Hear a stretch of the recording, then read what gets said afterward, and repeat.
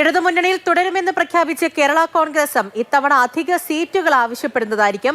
12 സീറ്റിലാണ് കഴിഞ്ഞ തവണ മത്സരിച്ചത്. കൂടുതൽ കിട്ടാൻ പാർട്ടിക്ക് അർഹതയുണ്ട് എന്നും ചെയർമാൻ ജോസ് കെ മാണി വ്യക്തമാക്കി. മുന്നണി മാറ്റ വിവാദങ്ങൾക്ക് പിന്നാലെയാണ് ജോസിന്റെ വിലപേശൽ തന്ത്രമെന്നത് പ്രധാനമാണ്.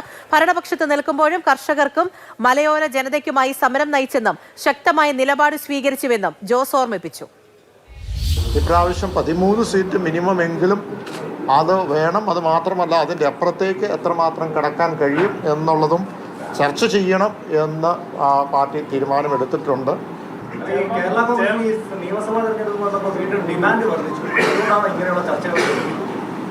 ഏതായിരിക്കും അല്ല, അത് സ്വീകാര്യതയുണ്ടല്ലോ, അതുകൊണ്ടല്ലേ ഞാൻ പറഞ്ഞത്. സ്വീകാര്യത നമ്മൾ ചുമ്മാ വെറുതെ ഒരു ഹൈപ്പുണ്ടാക്കുകയല്ലല്ലോ. അതോടൊപ്പം തന്നെ സോണിയാഗാന്ധിയുമായി ചർച്ച നടത്തിയിട്ടില്ല എന്നും ജോസ് കെ മാണി ആവർത്തിച്ചു. UDF പുറത്താക്കിയപ്പോൾ കേരള കോൺഗ്രസിനെ ചേർത്ത് പിടിച്ചത് CPM-ഉം പിണറായി വിജയനുമാണ്. പാർട്ടിയിൽ എല്ലാവർക്കും ഒരേ അഭിപ്രായമെന്നും ജോസ് വ്യക്തമാക്കി. അതിനകത്ത് കേരള കോൺഗ്രസ് എങ്ങനെയാണ് ഇങ്ങോട്ട് വന്നത്? ഞങ്ങൾ നിലപാട് മാറ്റിയിട്ടല്ലല്ലോ. കേരള കോൺഗ്രസ് പാർട്ടിയെ ചവിട്ടി പുറത്താക്കി UDF-ൽ നിന്ന്. അതിനുശേഷം ഞങ്ങളെ ചേർത്ത് പിടിച്ചതാരാ? ഞങ്ങളെ ചേർത്ത് പിടിച്ചത് LDF ആണ്. ഞങ്ങളെ ചേർത്ത് പിടിച്ചത് ബഹുമാനപ്പെട്ട മുഖ്യമന്ത്രി ശ്രീ പിണറായി വിജയൻ സഹാവാണ്. അപ്പോൾ അത് 5 വർഷം കഴിഞ്ഞ് ഞങ്ങൾ തിരിച്ച് ഇങ്ങോട്ട് വരണോ? അങ്ങനെ ഒരു രാഷ്ട്രീയ പ്രസ്ഥാനം ഓരോ 5 വർഷം അങ്ങോട്ടും ഇങ്ങോട്ടും പോകുമോ?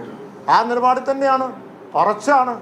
അതുകൊണ്ട് ആ അജണ്ട, അങ്ങനെ ഒരു അജണ്ട, ഒരു നരേറ്റീവ് പുറത്തുനിന്ന് കൊണ്ടുവന്നിട്ടുണ്ടെങ്കിൽ അതിനുള്ള വ്യക്തമായ നമ്മൾ അതിൻ്റെ ഉത്തരങ്ങളൊക്കെ കൊടുത്തിട്ടുണ്ട്.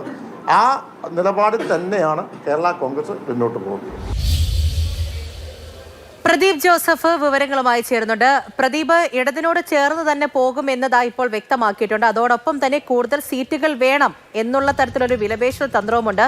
യോഗത്തിൽ എന്താണ് സംഭവിച്ചത്? ഇടതിനോടൊപ്പം എന്ന് ഒത്തൊരുമിച്ചുള്ള തീരുമാനം തന്നെയാണോ യോഗത്തിലും ഉയർന്നത്? പൂജ, കേരള കോൺഗ്രസ് മുന്നണി മാറിയേക്കും എന്നുള്ള പ്രചാരണങ്ങൾക്കും വിവാദങ്ങൾക്കും ഒക്കെ ഇന്നത്തെ സ്റ്റിയറിംഗ് കമ്മിറ്റി യോഗത്തോടെ പൂർണ്ണ വിരാമമാവുകയാണ് എന്ന് തന്നെ പറയാം.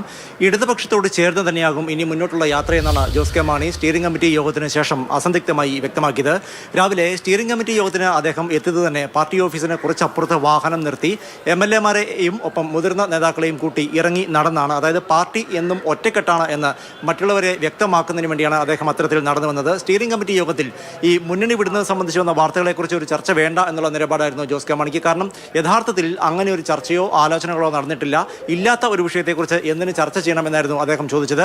മറുത്ത് ആരും ഒരു അഭിപ്രായം പറഞ്ഞതുമില്ല. അതുകൊണ്ട് തന്നെ വലിയ ചർച്ചകളൊന്നും നടന്നില്ല. അതേസമയം ഈ സ്റ്റിയറിംഗ് കമ്മിറ്റി യോഗത്തിൽ ആകെ 86 പേരാണ് പങ്കെടുക്കേണ്ടത്. അതിൽ 66 പേരും പങ്കെടുക്കുകയുണ്ടായി.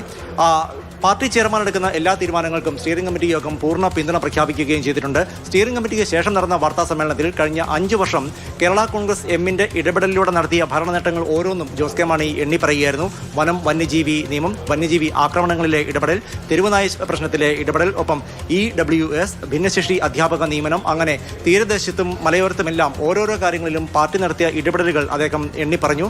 ഭരണപക്ഷത്ത് ഇരുന്നുകൊണ്ട് തന്നെ ഒരു പ്രതിപക്ഷത്തിന്റെ റോളിലാണ് കേരള കോൺഗ്രസ് പാർട്ടി ഉണ്ടായിരുന്നത് എന്ന് ജോസ് കെ മാണി പലതവണ ഓർമ്മിപ്പിക്കുകയും ചെയ്തു. കേരള കോൺഗ്രസിനെ കുറിച്ച് നിലവിലുണ്ടായിരിക്കുന്ന വിവാദങ്ങൾക്ക് പിന്നിൽ ചില നിക്ഷിപ്ത താല്പര്യങ്ങളുള്ള ചില കേന്ദ്രങ്ങളാണ് എന്നാണ് ജോസ് കെ മാണി പറഞ്ഞത്. കേരള കോൺഗ്രസ് എമ്മിലെ നേതാക്കൾക്കോ ആർക്കെങ്കിലുമോ ഇതിൽ ഒരു പങ്കുമില്ല.